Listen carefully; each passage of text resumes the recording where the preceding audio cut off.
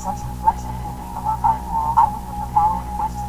If every state has pros and in regard to the external code is allowed and not considered immoral to use every manner of art of conflict, as for example, to keep the enemy in ignorance of plans of attack and defense, to attack in finite or in superior numbers, and in what way that the same means in regard to a worse foe, the destroyer of the structure of society and the common field, be called immoral and not permissible.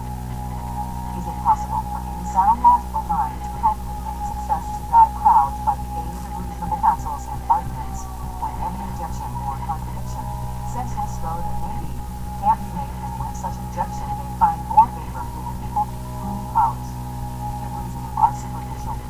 Men and masses and the men of the masses, being guided solely by petty passions, paltry beliefs, traditions, and sentimental dogmatism, fall prey to petty dissension, which hinders any kind of agreement even on the basis of a perfectly reasonable argument.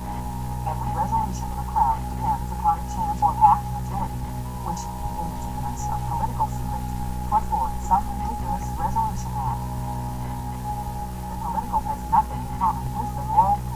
The ruler who is governed by the moral is not a skilled politician, and is therefore unstable on his throne. He who wishes to rule must have recourse both to cunning and to make believe. Great national qualities, like kindness and honesty, are vices in politics, for they bring down lords from their thrones more effectively and more certainly than the most powerful enemy. Such qualities must be